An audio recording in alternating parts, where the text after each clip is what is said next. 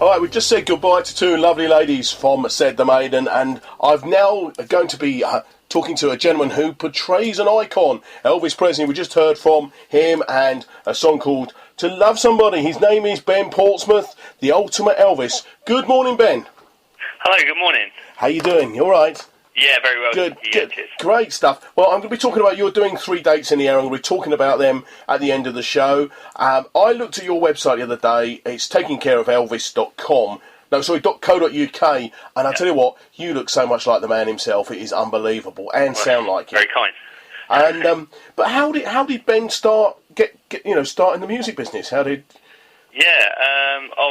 Well, I started learning the guitar when I was young, and just went on from there. Really, I was always in bands and stuff, and I did session guitar work for people in the music industry, and then I sort of remember one day I was just sat there waiting for an artist to turn up, and I was playing some of the Elvis songs which I'd known about since being a kid, because my dad used to play it in the car, and I was playing the songs, and I just thought, I much prefer doing this rather than playing what I was doing at the time. And I just thought, well, sod it, that's what I'm going to do. So I got a band together, and here I am, still doing it. And you tour the world, and you're you won a few years ago. We'll talk about that in a little while. The Elvis, or the ultimate Elvis, which is unbelievable. So, you're obviously a British guy playing an American, which must be very difficult. Whereabouts do you hail from in England? I'm from Berkshire. Berkshire, okay. Yeah. So, awfully. And but you went over, and I know you went over to America, and you won this title, the world's ultimate Elvis. Was it in Las Vegas, was it? In their back garden? Everyone always thinks it's Las Vegas. Oh, was it not? In Memphis. It's in Memphis, sorry. Yeah, I can't even read my own writing, that's how bad it is. In Elvis's hometown of Memphis. And you were the first non-American to win it, is that right? That's correct, yeah. And that is amazing. I mean, that really is good. So tell everybody, what did you have to do to take part, let alone win it? Well, there was heats that were all over the world, because it's, all Elvis impersonators, whatever you want to call us, from all over the world. And so you compete in heats. I went to Collingwood in Canada, and I was lucky enough to win that, and that qualified me into the ultimate Elvis, the big one in Memphis. And how did that feel to win that? So what did you actually have to do? Do you have to sing? Do you have to? You just basically you have to list out the songs that you would like to do, and then if you're lucky, you might get them. If you're not so lucky, you might not. Obviously, you have to dress up in whatever era you choose to do, and just try and perform. There is a criteria. Try and sound like him, look like him, blah blah blah. And I was lucky enough to win. I mean, that must have felt great. It was amazing. Yeah, like I always say, I knew I felt like I was doing good. But in the back of my mind, there was that sort of like, would they ever give it to an Englishman? And then they called my name. And I couldn't believe it. It was great. Yeah. And what did you actually win anything for it, or is it just the title you get? What did I win? What was it? I got a gold belt.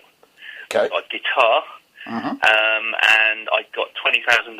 $20,000. Remember rightly? No, I didn't know if they set you up at a gig or something like that. Because a lot of these shows. They do offer you like a gig. It's like Legends in America, but it's not the greatest of gigs. If I'm honest with you, it's not really for me. So I declined that. No, I don't blame you. I mean, but you've performed all over the world. I mean, in the last few years, you've been to Ireland, you've been to Canada, been to Munich, Germany, all over the place, and of course you've toured England and of course the States.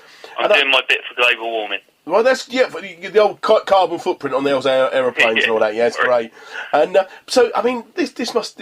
When you first sort of picked up the guitar and with the band, and you thought, I'm going to do this, you couldn't have believed the journey this was going to take you, could you really? No, that's true. It's true. Yeah, I mean, you never know what's around the corner, do you? And I really didn't. I mean, obviously I started in pubs and clubs and what have you, and I suppose just through the years, you think, you've just got to keep up in your game, haven't you? And it sort of changed gear, and I never thought I'd still be doing it now at I'm just 37 in June. I never thought I'd still be doing it now. But I think it really is, it's testament to Elvis's talent, because, you know, good things never die, and he was such an amazing performer, singer, and the material that he got to sing was, it's timeless, isn't it? A good song never. It's a great song, dies, you know?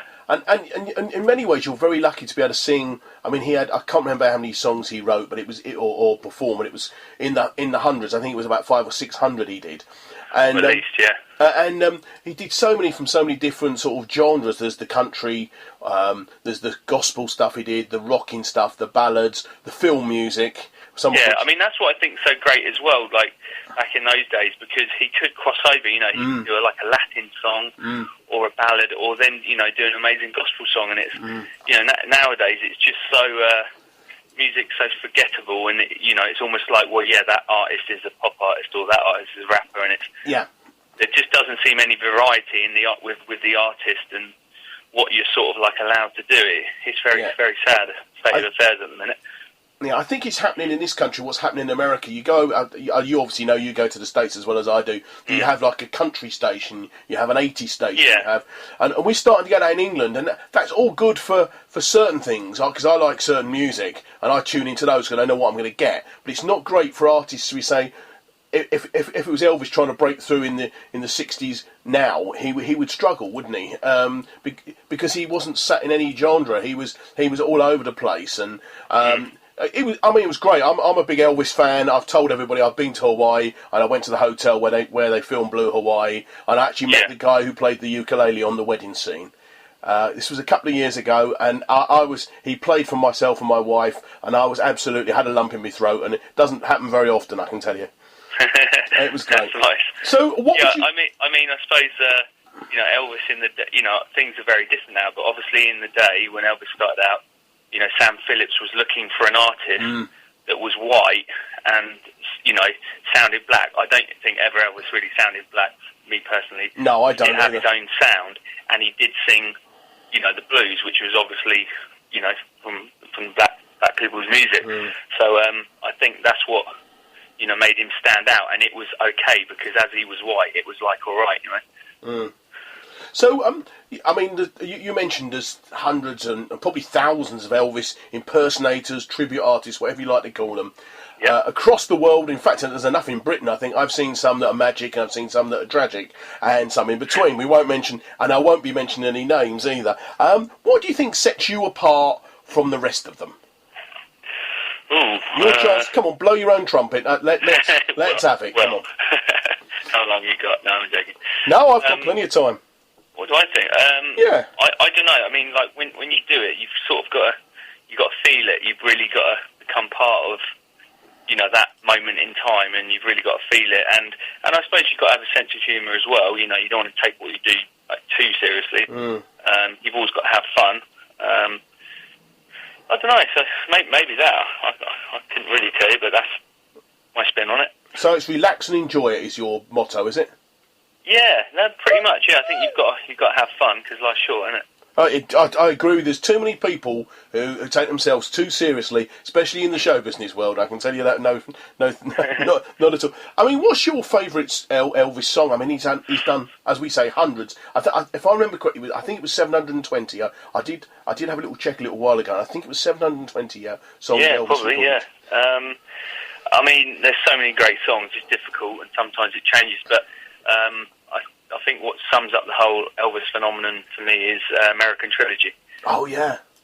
I know. Such a great song, powerful, you know, it's got it all. It's a great song, and it's one of those ones. The other one he does, which I quite like, is Suspicious Minds, because it sort of dies off and then comes back again.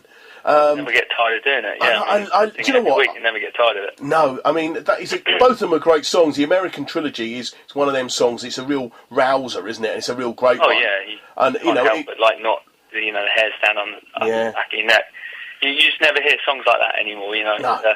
It's a big ballad, isn't it, for want of a better word? It's big ballad. And it's suppose in a way it's patriotic, isn't it? Well, it is for them, yeah.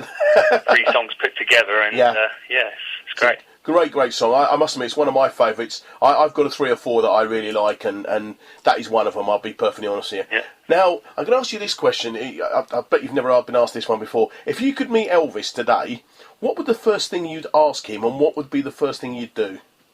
Well, I'd probably go the other way around. I'd say, let's go down the pub, and then we can have a pint, and I'd probably talk to him about what songs he would think about recording, or perhaps, I've got some ideas, and I say, why don't you try recording this one, or probably something along them lines. Yeah, it'd be great, wouldn't it? I mean, you're obviously too young to have actually met him, aren't you? Because he died a long while before you. I mean, I was quite young when he died, or reasonably young, or younger when he died. And it was a sad day. I remember getting up. I was at home and I got downstairs, and there was the Daily Mirror on the front page. Elvis is dead, and it's one of those iconic times, like JFK for the certain people of a certain age.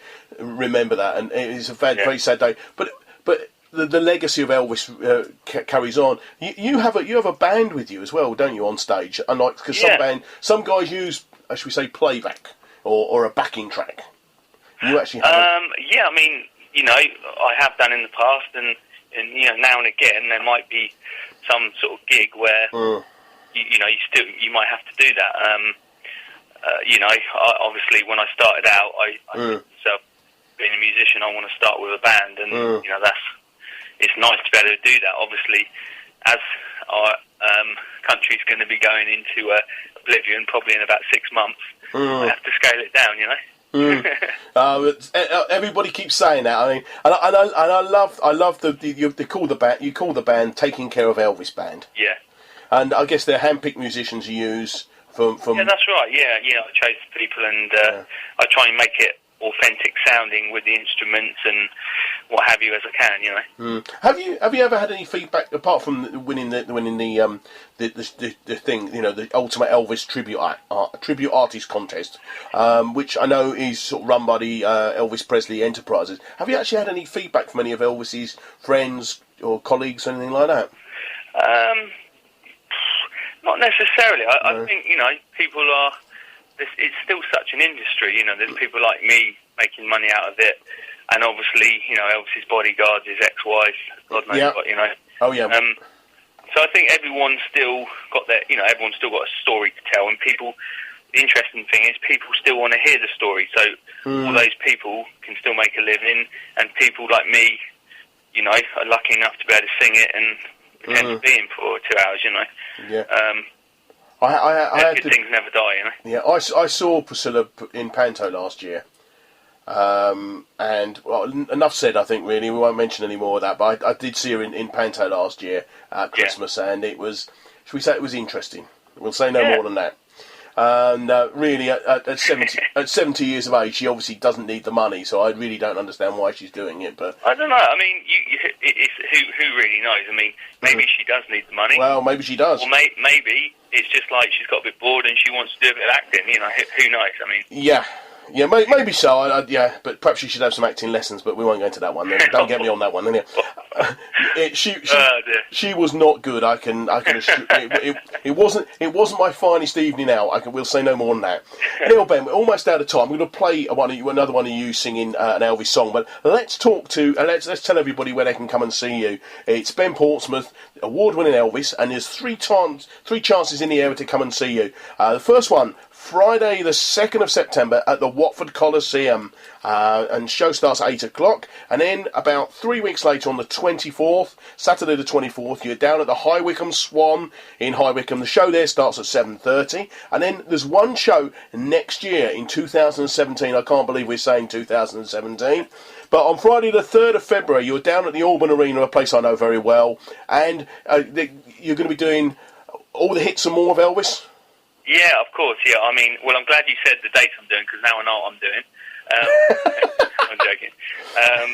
Everything from the 50s right to, the Vegas. To the white suit Vegas. Now, I guess you must have quite a few costumes. I do, yeah. They're accumulating, yeah. I have a few now. You have... Yeah, the GI... watch your waistline. the GI suit, the leather 69 comeback tour, obviously the Las Vegas stuff, and the early days. So it must be quite an intense show.